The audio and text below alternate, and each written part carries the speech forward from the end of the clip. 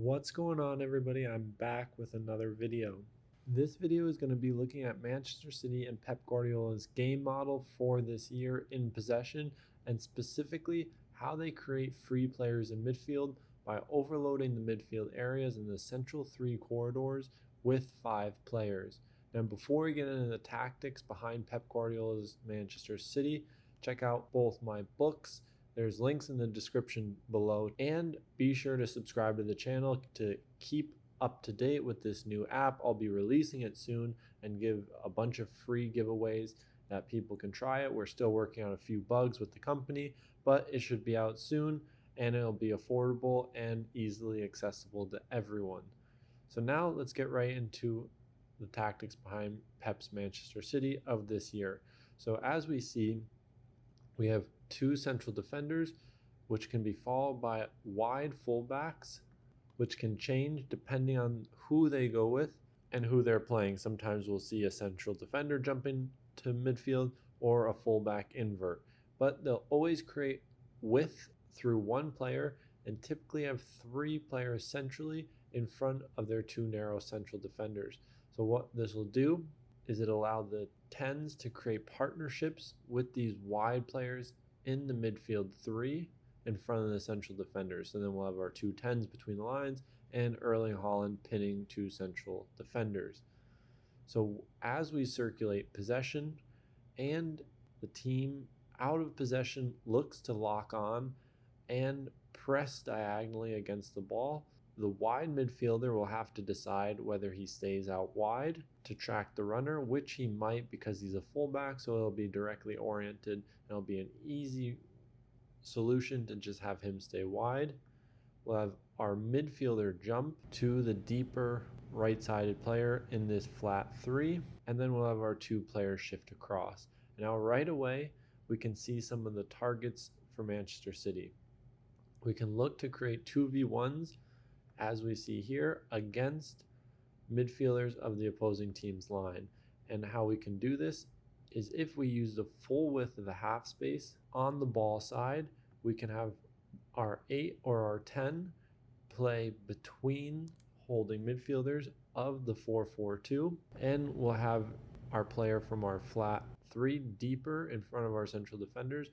He'll stay wider and stagger his position. So as the player arrives with the ball, if he's free, he can slow dribble to attract, and when a player jumps, we have very, very tight connections that we can look and find Rodri or the holding midfielder facing forward, so we can even turn his hips. So when the ball arrives, he's facing forward and can access the opposite half space, or our player in the midfield 3, they can change their orientation to change the 2 versus 1.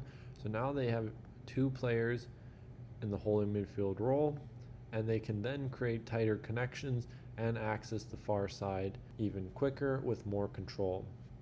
Or he can obviously stay higher and look to use this 2v1 to then continue diagonally, maybe access a 3rd man, or just affect this weak side wide midfielder.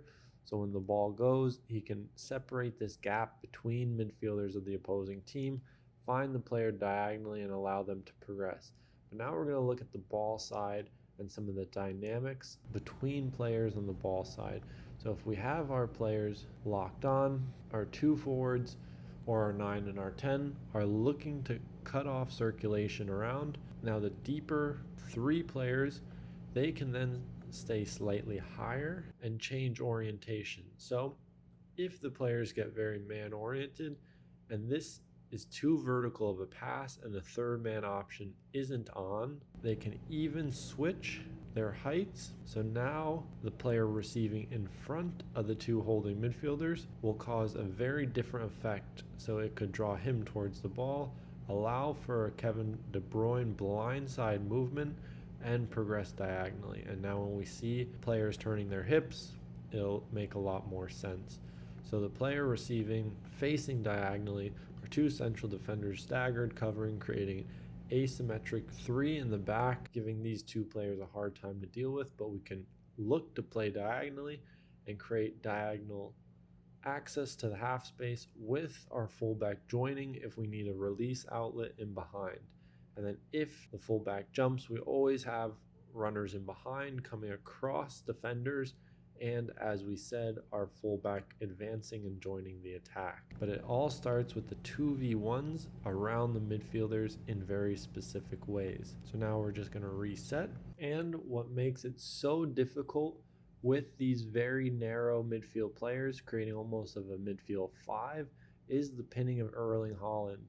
So when the players go narrow, it'd be very difficult for the central defender to jump in these situations, and it would be very awkward for the fullback to come because of the space created in behind through Erling Haaland, or wide runners in behind, or even an out to in run looking to access the half space. So these are just a few ways Pep Guardiola has changed up his tactics to try and stay ahead in the Premier League this season. I hope you guys enjoyed the video, and I'll see you in the next one.